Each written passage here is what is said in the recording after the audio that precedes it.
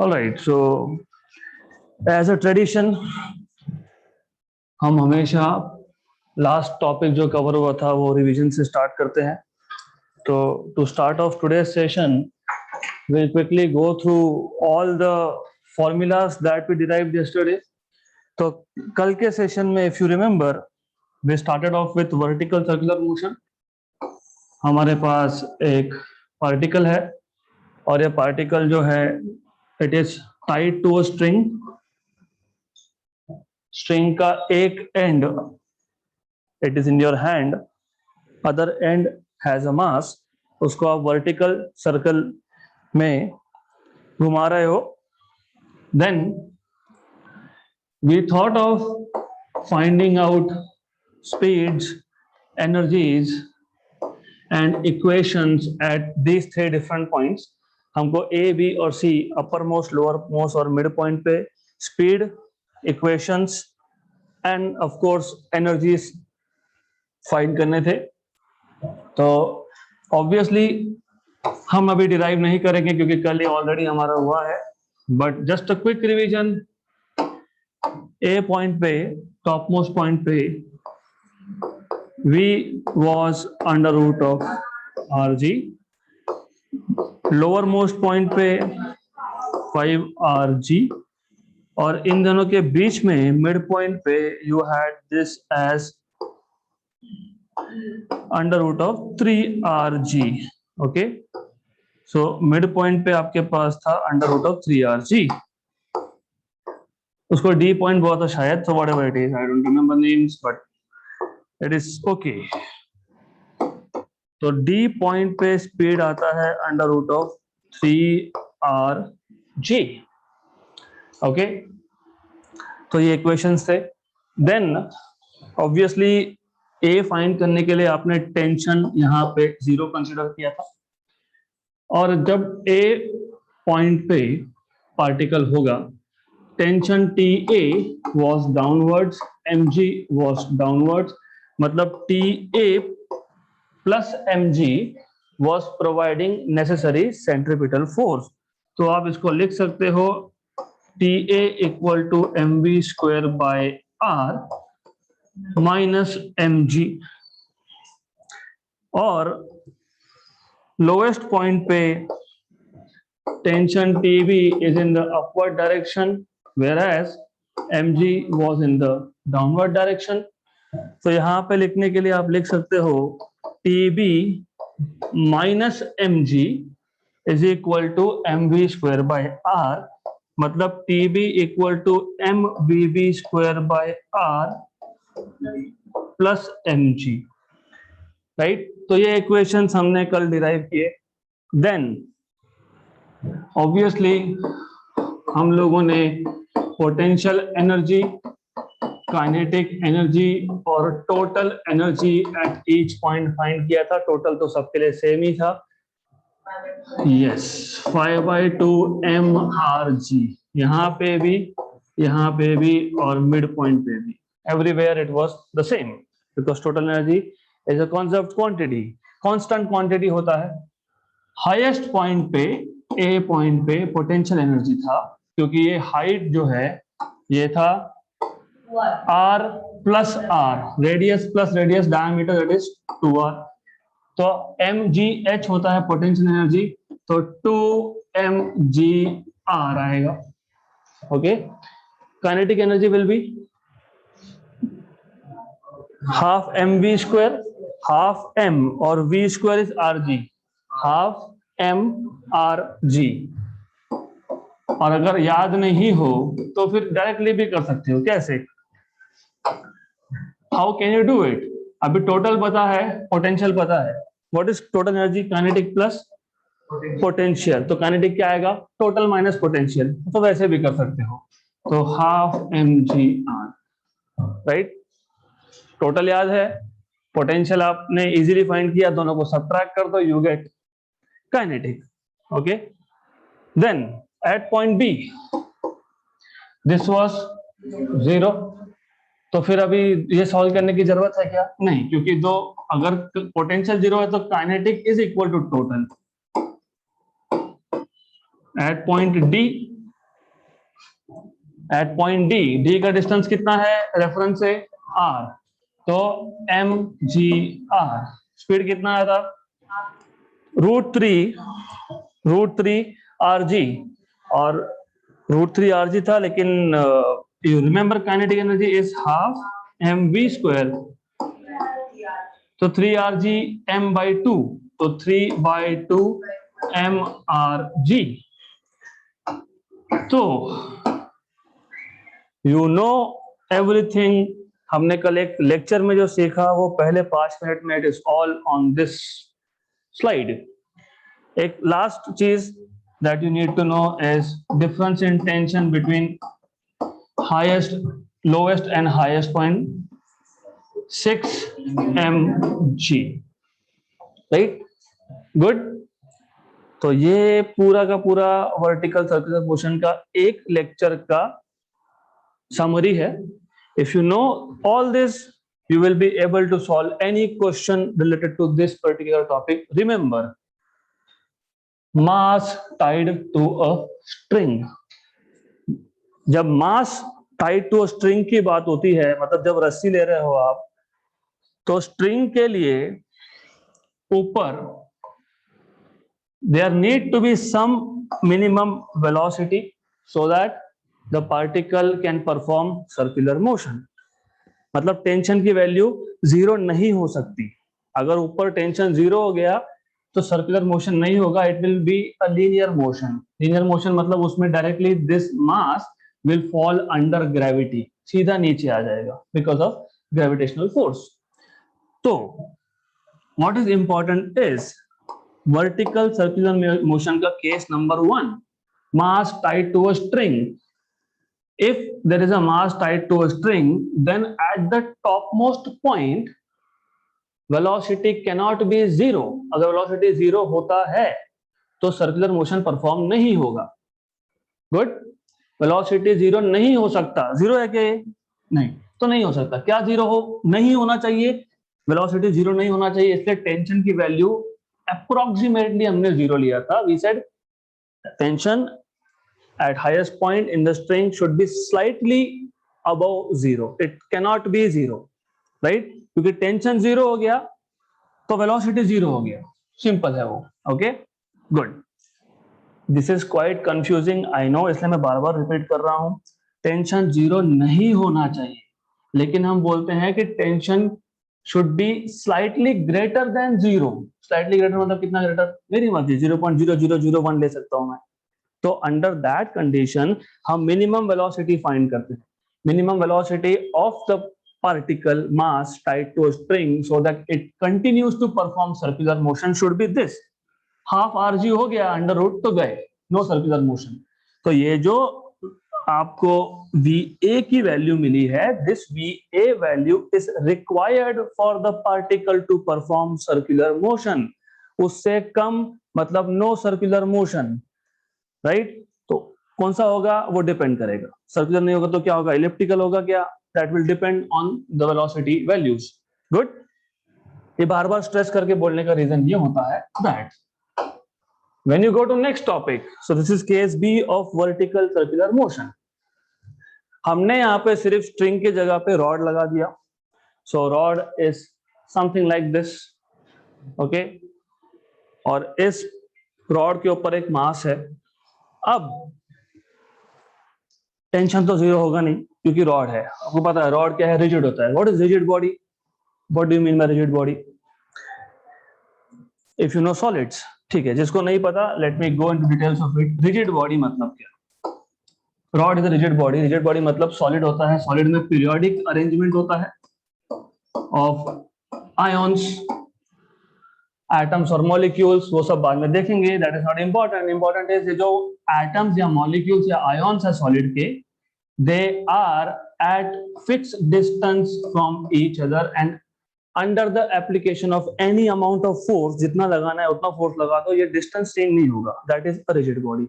तो जब मैं रॉड की बात करता हूं तो रॉड को हम लोगों ने कैसा लिया है? यहाँ पे लाइक दिस, ओके।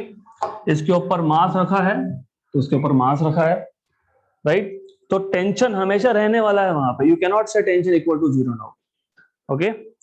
सेकेंडली, अब जैसे पिछले केस में था कि अगर वर्टिकल सर्कुलर मोशन परफॉर्म करना है तो टॉप मोस्ट पोजीशन पे मिनिमम वेलोसिटी चाहिए root of R G, it can not be zero.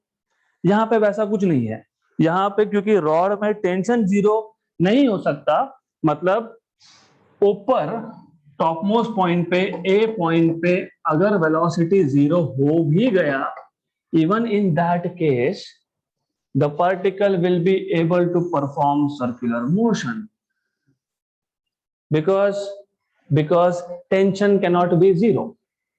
Okay, so that is the basic difference. जब string होता है तो it is compulsory at point A that speed is non-zero. It is under root of rg minimum speed. उससे कम circular motion नहीं होगा, zero होगा अगर speed, तो in that case particle is not going tangentially but it will fall directly in direction of gravity.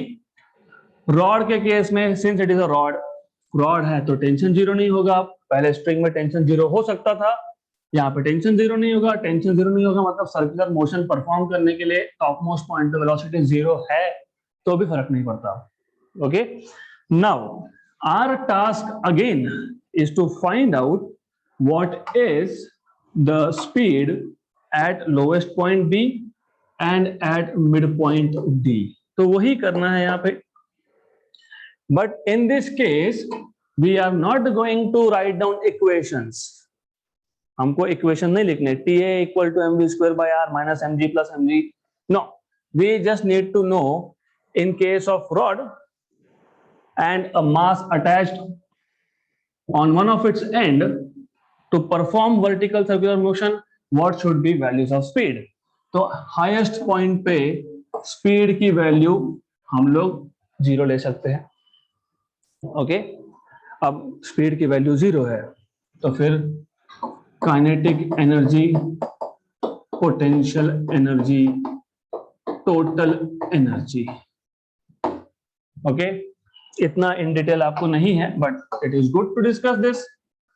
Good, now what will be kinetic energy at highest point? Zero, obviously. So whatever energy the particle has is only potential. What will be potential energy if this is reference level? Potential energy zero कहां से हो गया ये point पे? mgh. What is height? Again r plus r, 2r. So 2mgr. And of course because kinetic energy is zero, potential energy is equal to total energy, right? हमको find करना है speed at B. पिछले topic में हमने speed at B कैसे find किया था? Law of conservation of energy. यहां पे भी लगा सकते हो, सेम थिंग।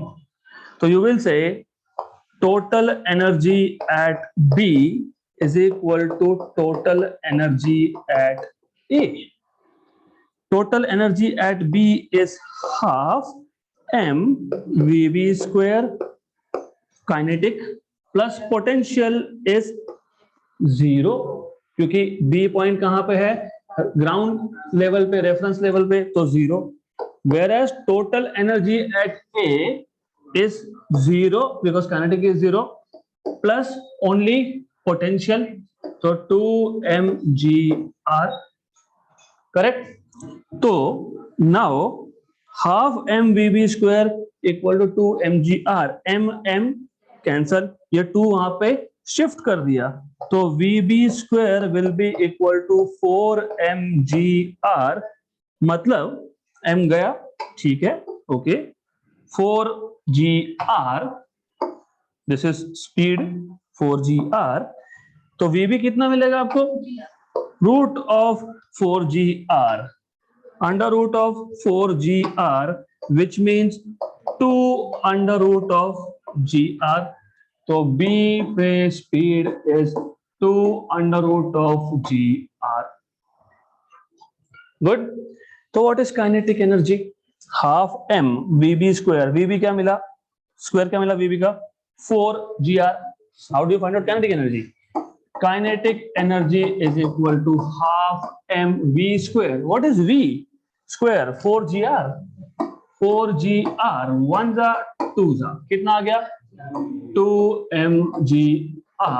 ये था 0 तो 2mgr. This is all the required physical, these are all the required physical quantities: velocity, kinetic energy, potential energy, total energy at this point. क्या किया हमने? Law of conservation of energy. That's it. Then D point पे आ जाते हैं अब. And all this is missing from your book. This is not there in text book, तो इसलिए ध्यान दो. गुड. उन्होंने से मेंशन कर दिया है. हाँ, लोवेस्ट पॉइंट पे स्पीड ई, खत्म. फिर मिड पॉइंट पे स्पीड ये, दैट्स इट. कोई एनर्जीज की बात नहीं हुई. कैसे फाइंड किया? Nothing nothing nothing. But you need to know this. तो how do you find out? Again, if I want to find out speed conservation, total energy at D will be equal to total energy. अब फर्क नहीं पड़ता आप A low B लो, क्योंकि A point पे kinetic 0 है, B point पे last time हमने B पॉइंट यूज किया था. अब हम लोग A करके देखते हैं सही आता है कि नहीं. आएगा वैसे, it will B correct. Kinetic half mvd square. Potential mg, this is at a distance of r, so mgr. Total at A is only, और directly लिख दो ना, 2mgr. 2mgr. m cancel, तो vd square by 2 equal to 2mgr में से m तो गया, 2gr minus gr कितना बचेगा? gr. तो vd स्क्वायर कितना मिलेगा आपको? तो यहां से आपको मिल गया vd square equal to 2gr. मतलब आपको vd मिल गया under root of 2gr. Under root of 2gr. Again if you check, सबसे कम स्पीड 0 ऊपर के पॉइंट पे, सबसे ज्यादा अंडर रूट ऑफ 4gr नीचे, मिड पॉइंट पे इन दोनों के बीच में 0 और अंडर रूट ऑफ 4gr के बीच में under root of 2gr. So our equations are correct. No problem here. सीधे चेक करते रहना, ऊपर कम, नीचे सबसे ज्यादा, बीच में दोनों के बीच में. This is what you need to remember. Good. Kinetic energy half m vd square. vd square तो था ही ना हमारे पास. हाँ, तो हाफ m और vd स्क्वायर था 2gr. 2 कैंसल, तो सिर्फ mgr. और ये तो वैसे भी mgr था, तो ये आ गया आपका 2mgr.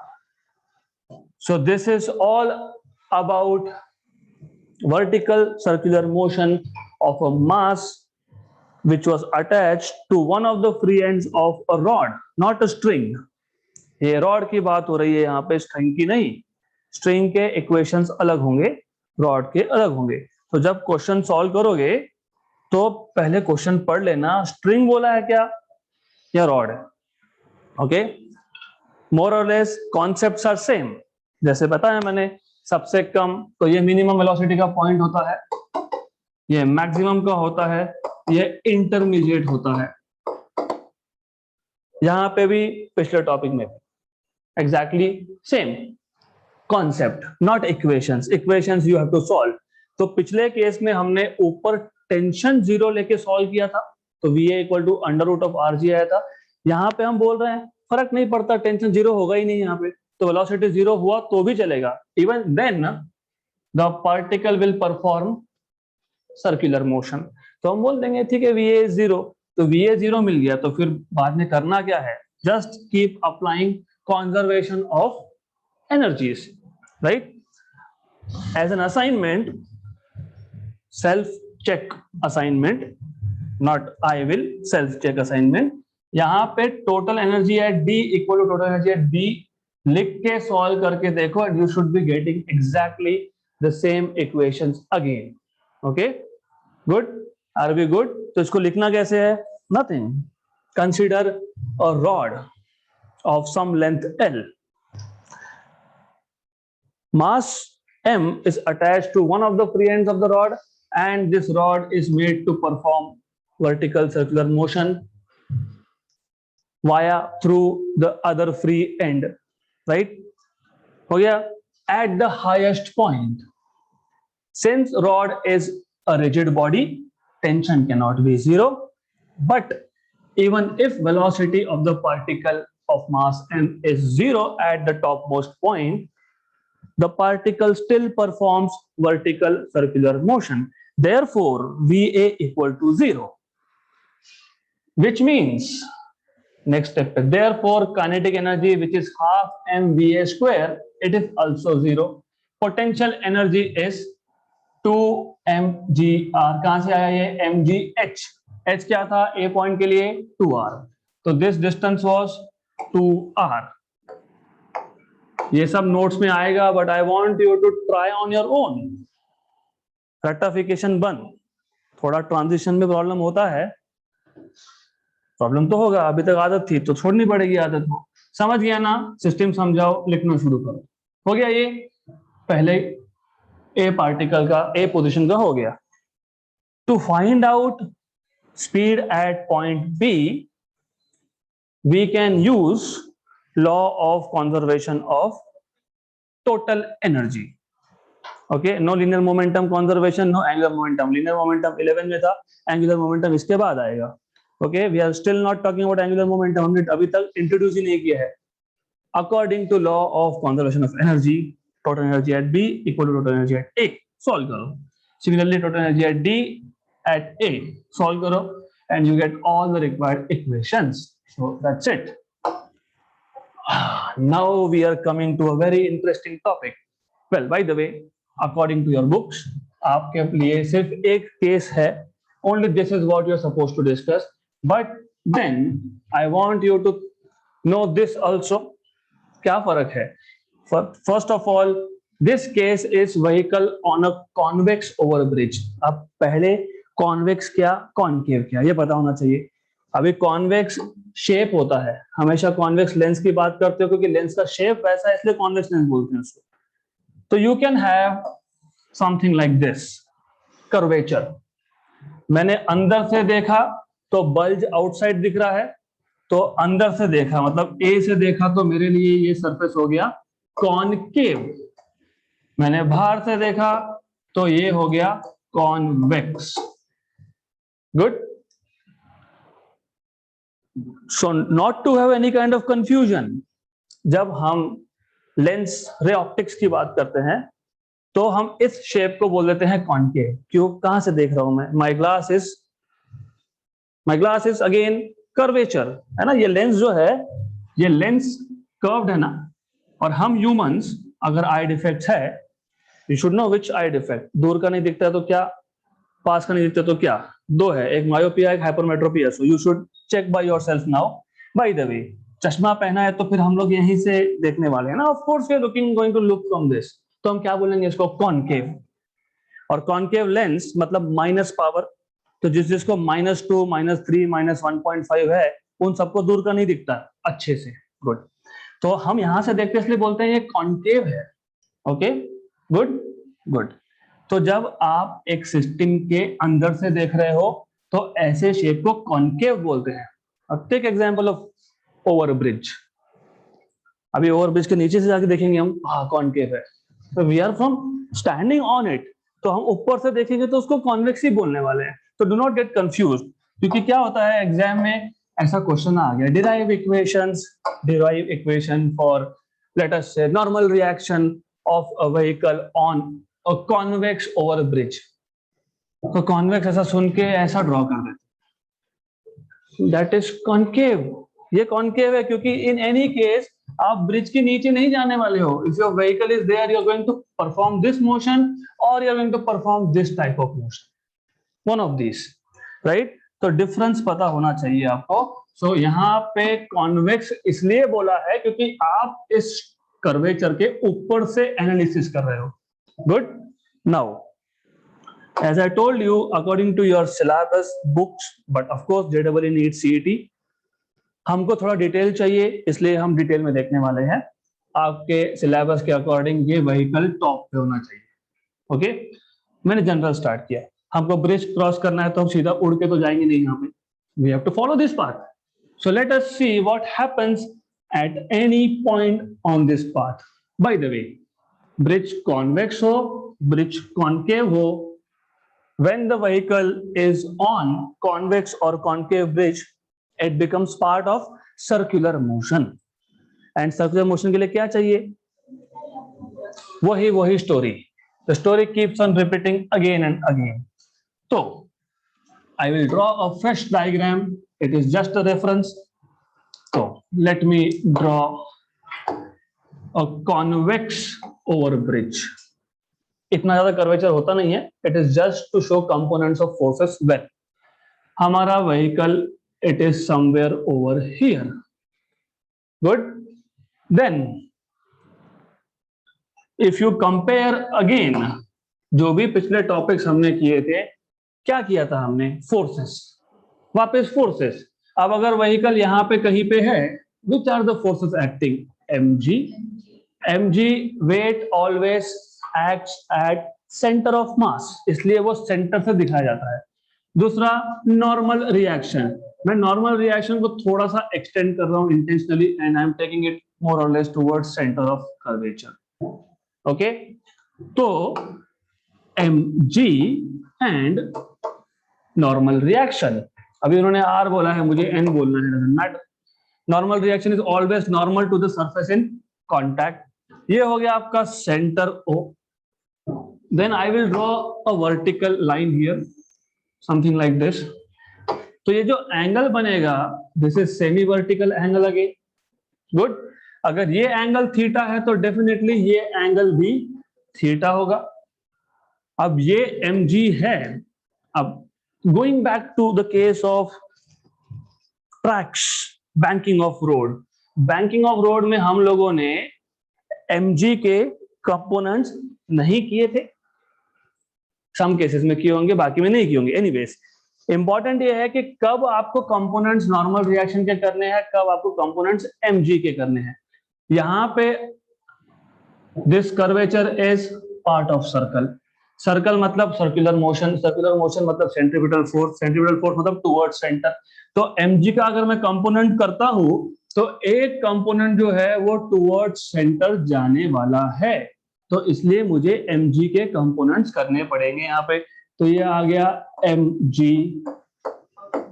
cos थीटा, और mg cos को हमेशा परपेंडिकुलर डायरेक्शन में होता है sign, because we don't need this, इसलिए यहाँ पे ड्रॉ नहीं किया, इसकी जरूरत नहीं है हमको इस केस में। Good, right. So this is what you should know. Now from diagram, of course you can see centripetal force towards center O. कौन प्रोवाइड करेगा? mg cos theta. Okay, half truth. mg cos theta minus उसको opposite कुछ है क्या? Normal reaction equal to mv square by r. ओके, normal reaction n equal to mg cos theta minus mv square by r। ये आ गया आपका required equation. अब ऑफ कोर्स हम अगर कॉन्वेक्स ब्रिज डिजाइन कर रहे हैं तो कोई रीजन होगा, कॉन्केव कर रहे हैं तो कुछ रीजन होगा, right? And why are we doing this, थोड़ी देर में समझेगा आपको। So in your syllabus they have asked you to derive equation when the vehicle is at top most position. Vehicle at top most position, angle कहां से measure किया आपने? Vertical line से। Very good. और मतलब एग्जैक्टली व्हीकल कहां पे है? इस लाइन पे ही है, तो थीटा कितना हो गया? 90 या 0? कहां से मेजर किया एंगल? एंगल कहां से मेजर कर रहे हो? एंगल आप वर्टिकल से मेजर कर रहे हो, वर्टिकल से मेजर कर रहे हो। ओके, मतलब ओ डैश से मेजर कर रहे हो। यहां तो व्हीकल खुद ओ डैश पे, तो एंगल कितना हुआ? कितना? 0. You need to understand, आप एंगल या तो x एक्सिस से मेजर कर सकते हो या तो y एक्सिस से मेजर कर सकते हो. In this case, you are measuring with respect to y axis and this is theta here. Okay. Now, इसका मतलब ये equation number 1, if the vehicle is at topmost position, कैसा रहेगा ये? n equal to mg cos of कितना angle बताया आपने? 0. cos 0 minus mv square by r. मैं मान लेता हूं टॉप मोस्ट पोजिशन को मैं a नाम देता हूं, तो va स्क्वायर. cos 0 is 1, तो normal reaction is equal to mg minus mva square by r. This is the required equation of normal reaction when the body or car or vehicle is at topmost position. Now, ये सब क्यों किया हमने? Good. So let us go back again. देखो क्या है, अब हमको अगर फॉर एग्जाम्पल हमारे यहाँ पे एक पांजरा नदी है, क्रॉस करना है, ब्रिज बनाना पड़ेगा. गुड. अभी तो ब्रिज स्ट्रेट है. गुड. सो फ्लैट ब्रिज है ना. Suppose somewhere it is required to make a bridge. अभी वहां पे ब्रिज कॉन्वेक्स बनाएंगे कि कॉनकेव बनाएंगे, डिपेंड करता है किस पे? ये इक्वेशंस पे. कैसे? 11th basics. If you know, if you remember anything from 11th, normal reaction, this is called as apparent weight. समझाऊंगा, एक एक कॉन्सेप्ट हम लोग क्लियर करेंगे. mg, this is called as real और actual weight. मतलब क्या? मतलब ये जो ग्रेविटेशनल फोर्स एक मास पे लगता है, m into g, that is real weight, actual weight. For example, my weight is 75, let us for example. अब मैं वेइंग मशीन के ऊपर खड़ा हो गया चेक करने के लिए, तो what I am measuring is not mg, what I am measuring is n, normal reaction. ये वेइंग मशीन था, वेइंग मशीन के ऊपर एक देयर इज सम ह्यूमन, यहाँ पे एक रीडिंग मिलेगा and that reading is not mg but it is normal reaction exerted by the weighing machine onto this object, right? तो जब आप भी वेइंग मशीन पे खड़े रहते हो तो you are actually measuring normal reaction. That is called as apparent weight as it appears. That is apparent weight. Okay? Apparent weight मतलब जो दिखता है, in short. तो क्या दिखता है? 75 किलोग्राम. मैं मान लेता हूं मेरा वेट 75 है, पर वही वेइंग मशीन, वही मैं मूविंग लिफ्ट के अंदर अगर गया, एक्सेलरेटिंग लिफ्ट के अंदर, तो या तो 75 से कम मिलेगा या ज्यादा मिलेगा, depending on acceleration.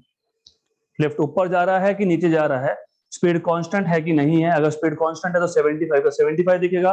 Speed constant नहीं है, अगर वेरिएबल स्पीड है, तो लिफ्ट नीचे आ रहा है या ऊपर जा रहा है, उस पर डिपेंड करेगा 75 से कम रीडिंग या 75 से ज्यादा रीडिंग.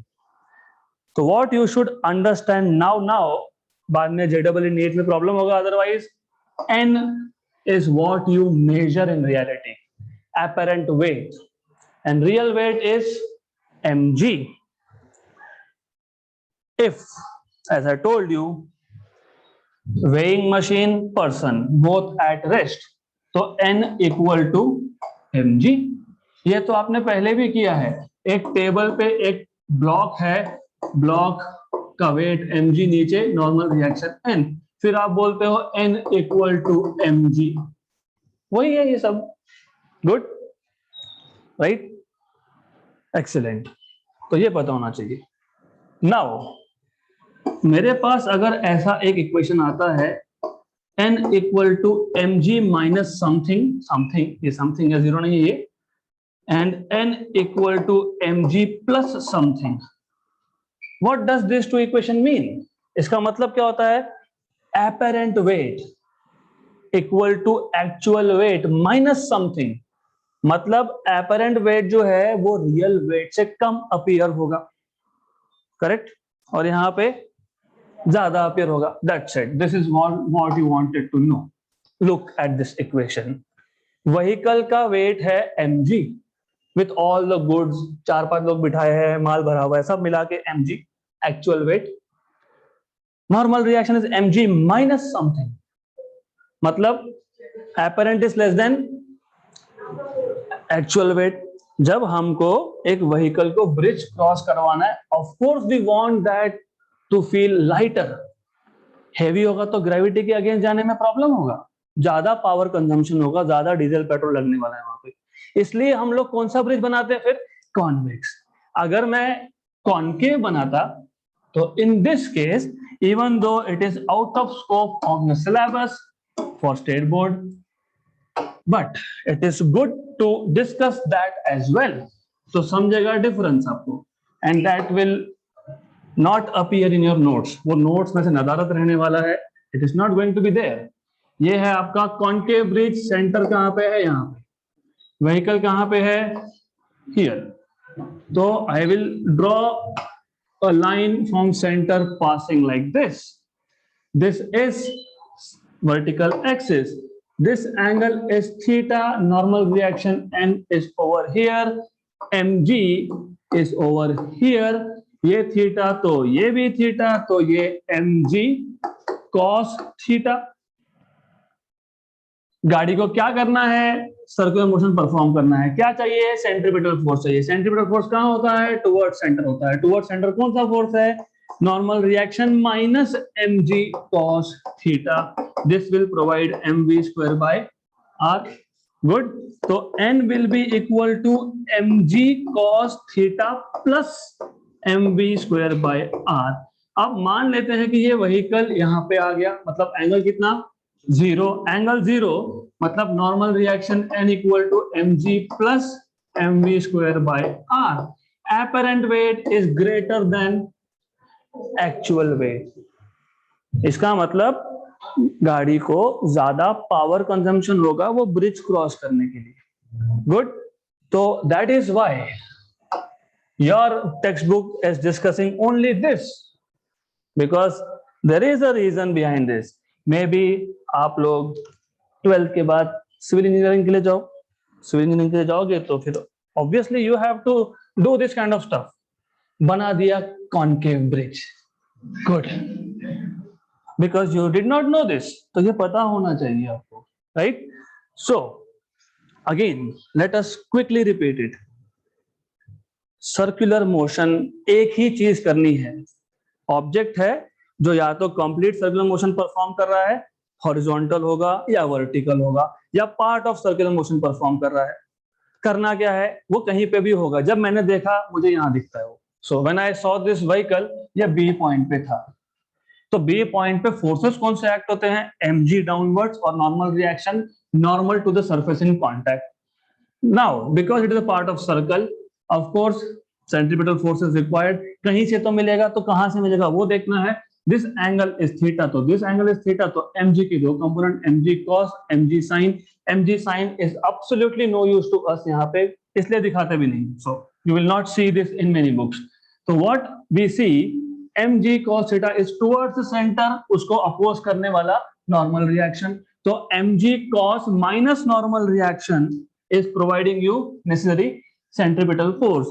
मतलब आपको नॉर्मल रिएक्शन n मिलेगा mg cos theta minus mv square r. This is general equation, so it will depend on the angle theta now. Good. अगर व्हीकल टॉपमोस्ट पोजीशन पे होगा तो angle is 0, so cos 0 is 1.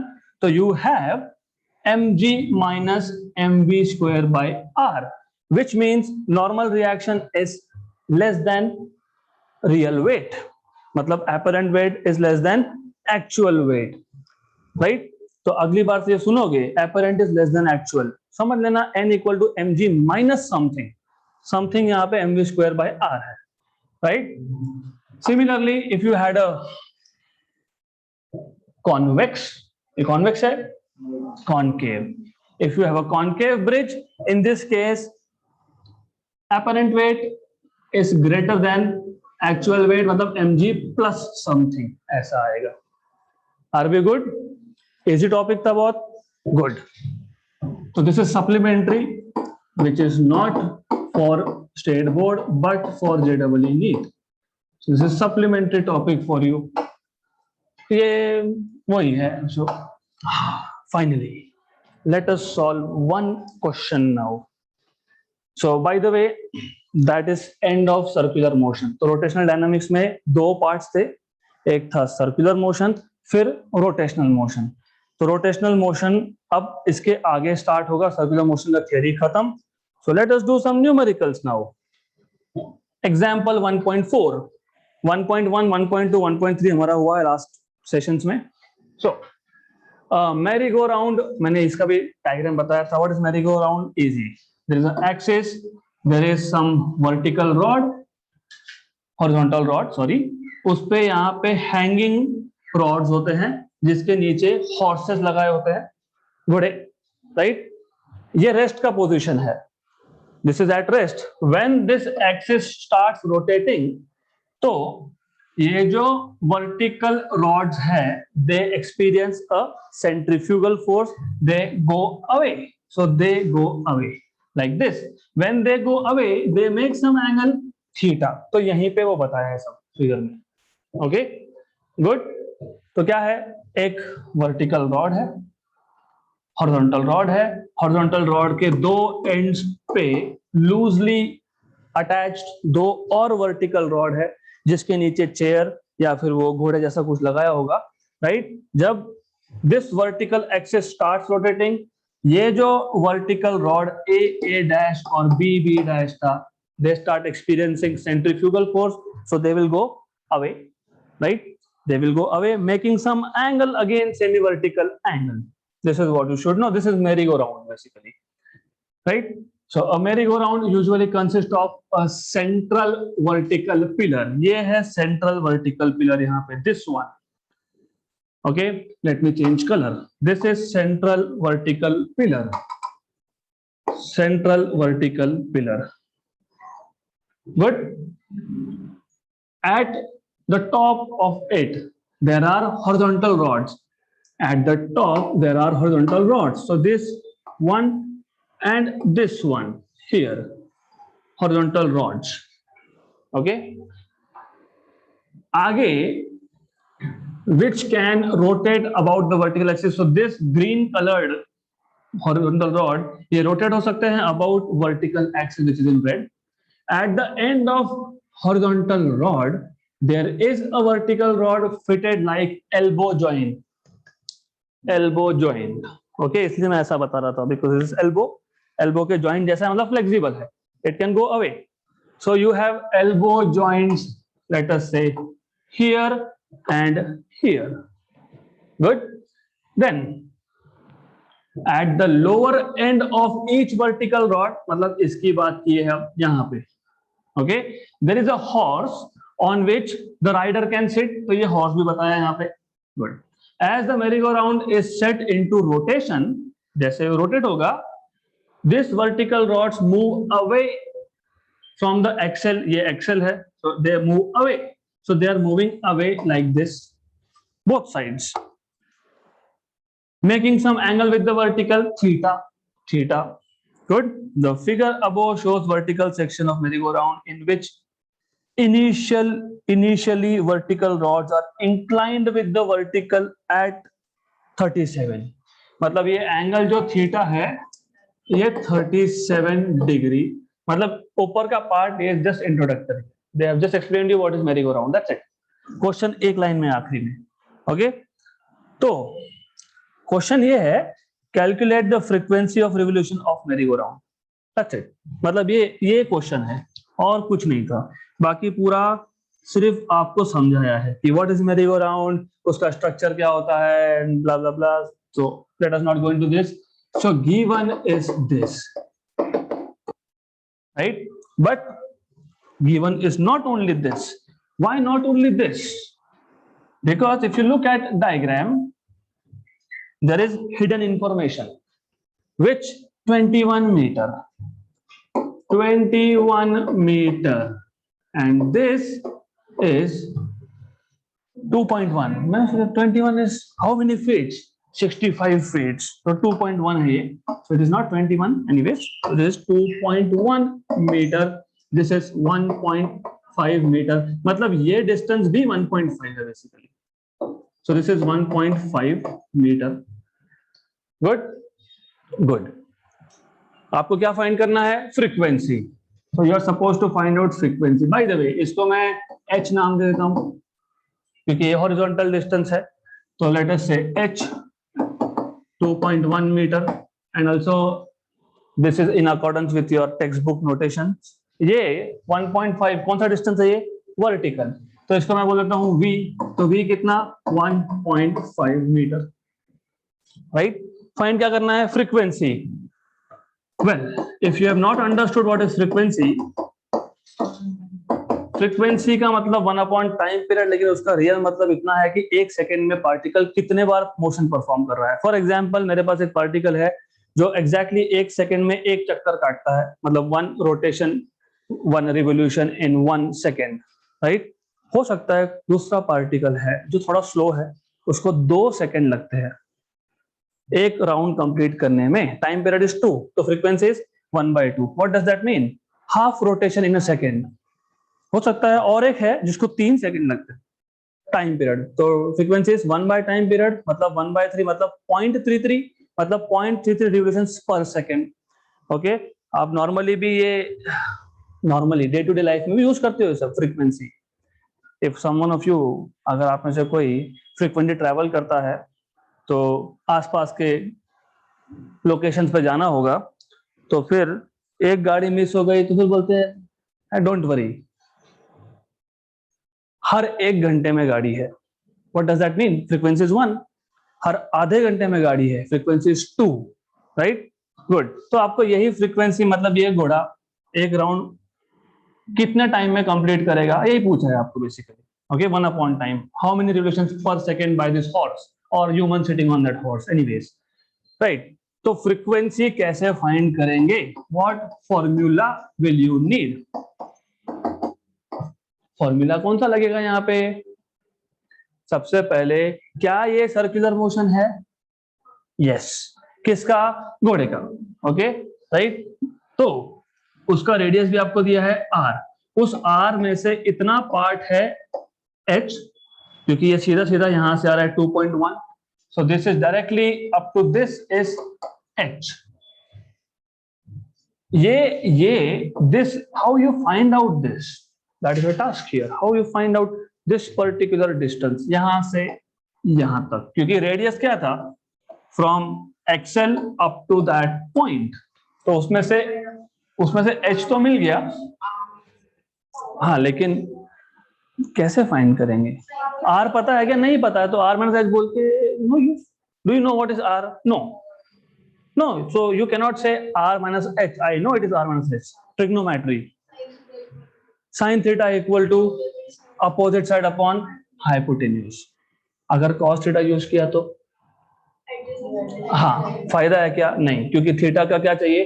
Opposite चाहिए। So first of all you will have to use here sine theta equal to opposite side, मतलब ये side मैं इसको फिलहाल बोल देता हूं x, अपॉन हाइपोटेन्यूज।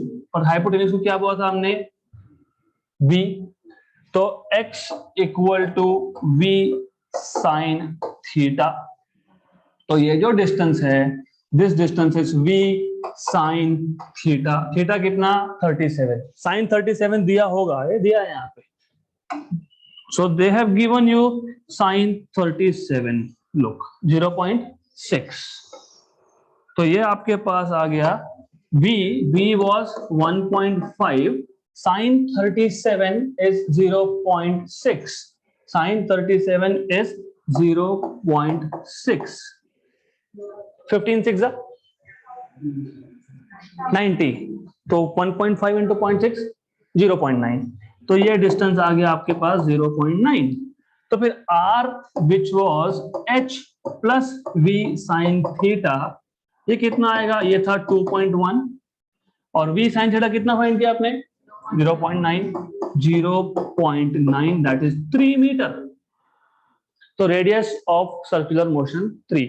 अब रेडियस क्यों फाइंड किया हमने? क्या फाइंड करना है हमको? Ultimately what is our aim? frequency. Very good.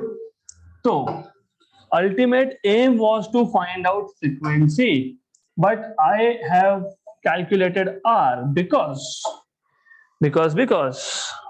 do you can you tell me why? Frequency find करना है. Have you heard of something called as some formula for time period जिसमें omega ऐसा कुछ quantity आता है? Omega, what is omega? Very good. What is the formula of omega in terms of frequency n? 2 pi n. 2 pi n या फिर 2 pi by time period. Okay. तो आपके पास only information was theta 37 sin 37 2.1 1.5. Good.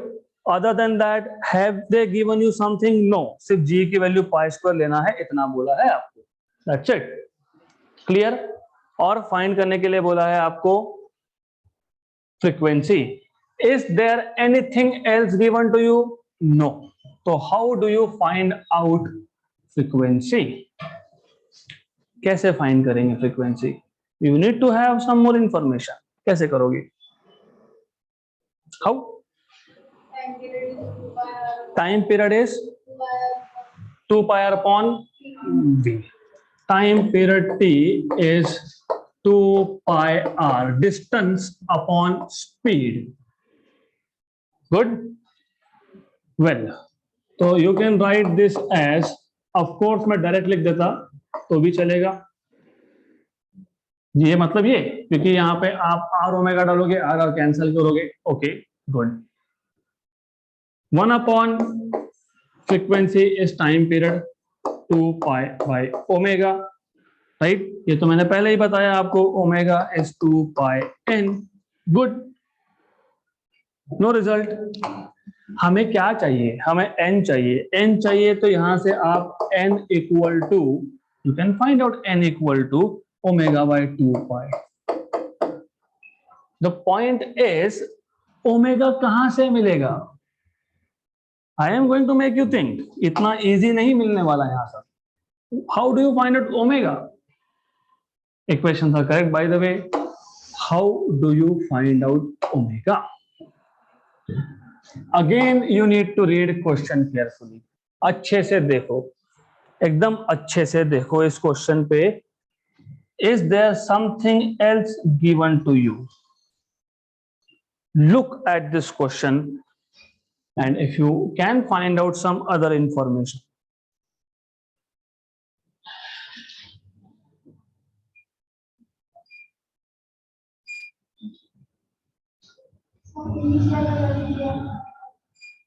Initial velocity तो zero होगा, फिर start होगा motion perform करना. मैंने मोटर स्टार्ट किया, उसके बाद ही वो मेरी राउंड चालू हुआ. इनिशियल वेलोसिटी जीरो मतलब ओमेगा जीरो मतलब initial n zero. That is okay, that is fine. What else? और इसलिए मैं बोलता हूँ ऐसा स्ट्रक्चर जरूरी होता है. क्या फाइंड करना है, क्या दिया है, क्या फॉर्मूला यूज करोगे. तो आई वांट आंसर. इतना आसानी से नहीं छोड़ूंगा. क्या क्या दिया है हमको? हमने फाइंड कर लिया आर. ये हमने फाइंड किया क्या? R 3 metre. यस, फाइंड किया. गुड. क्या पूछा है? N. Any formula that you can think of which connects n and r. Only n and r and some other constants. क्योंकि वहां पे g भी था. उन्होंने बोला g equal to pi square use करो, ऐसा बोला है उन्होंने. Yes, they have said. तो any formula which can connect these three quantities.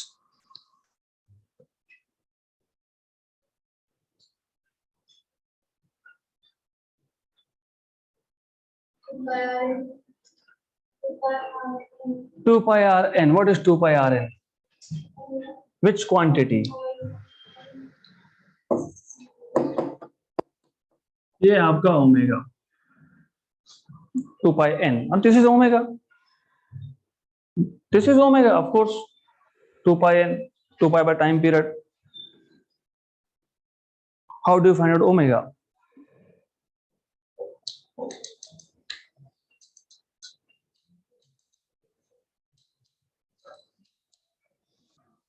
Look there. देखो उसमें, देखो देखो, there is some formula given to you. I want you to think about this kind of question. सोचना तो पड़ेगा, नहीं तो कैसे सॉल्व? क्या लिखा है वहां पे? ये नहीं क्वेश्चन ही गलत देख रहे हो आप. ऊपर क्या लिखा है यहाँ पे? read it out. What is this? Have we went through some formula of velocity? Velocity का कोई फॉर्मूला था क्या हॉरिजॉन्टल सर्कुलर मोशन में? हाँ, हॉरिजॉन्टल सर्कुलर मोशन में have you gone through some formula v square equal to rg tan theta? Have you went through this kind of equation upon denominator या numerator बाद में देखेंगे. ऐसा कुछ आया था क्या? हाँ आया था. हमें क्या फाइंड करना है? What do you want to find out? Frequency. v इसको r स्क्वायर ओमेगा स्क्वायर लिख सकते हैं क्या? Can you write it down? Yes. Okay. Clear है? Can I cancel 1r and 1r from here? Good. So I have omega square equal to g tan theta by r. Correct? So omega is 2 pi n square equal to g tan theta by r. 4 pi square n square equal to g tan theta by r. Question में g equal to pi square बोला था. Cancel. तो you have n square equal to tan theta by 4r. Clear? r find किया है क्या? Good. कितना? 3. तो tan theta by 4 into 3 is 12. Theta दिया है क्या? 37. Very good. So tan 37 by 12 ये मिलेगा n स्क्वायर. तो n मिलेगा root of tan 37 by 12. Okay right. कौन सा केस था ऐसा? v square equal to rg tan theta, horizontal circular motion. कौन सा केस था? Conical pendulum. नाम सुना है? हाँ. तो if you remember and if you understand, ये काइंड ऑफ कोनिकल पेंडुलम का केस था. Kind of. Okay right. तो फर्स्ट थिंग इज दिस. पहले तो प्रॉब्लम को आइडेंटिफाई करो. प्रॉब्लम क्या है? Horizontal circular motion. Horizontal circular motion किसका? एक नीचे एक घोड़ा है, ऑफ कोर्स वो घूमेगा, उस पे आप बैठ के घूमोगे, मतलब मोर और less your horizontal circular motion. What was given? Angle. What was given? In short this r, क्योंकि ये h plus v sine theta है, तो radius of horizontal circular motion was given to you. मतलब in short given quantity में आपके पास r और थीटा था. गुड. आपको पूछा है frequency. You are not supposed to write this, क्योंकि you are supposed to do this as an assignment today. Solve example है. आई कुड हैव स्किप्ड, देख लो. But how to connect? हमको फाइंड करना है frequency. Frequency horizontal circular motion, ये कान पे जैसे आया, v equal to under root of rg tan theta, v square equal to rg tan theta, v is r omega, r square omega square equal to rg tan theta. एक r cancel. r omega square equal to g tan theta. Omega is 2 pi into frequency r. 4 pi square n square equal to g tan theta. g और pi square equal है, cancel out. आपको मिलेगा directly. You are here more और less. n square equal to tan theta by 4r. Good, right? Now, as an assignment today, you are supposed to solve this question and verify. ये important word है, verify if you can use V equal to RG tan theta here. If not, तो क्या changes होंगे इस formula में? This is what is your homework for today, right? Question कैसे solve करना है ये पहले 3-4 लेक्चर में आपको प्रॉब्लम होगा, मैं क्लियर बता देता हूं, ये होगा because I will ask you formula बताओ, मुझे एग्जाम नहीं देना है, आपको देना है।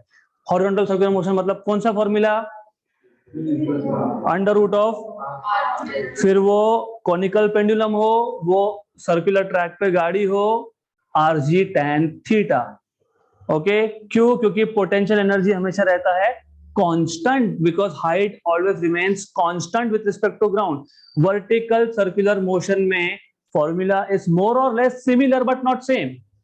क्यों? Position के according speed change होता है. Good. So we are good for today. We'll stop at this point.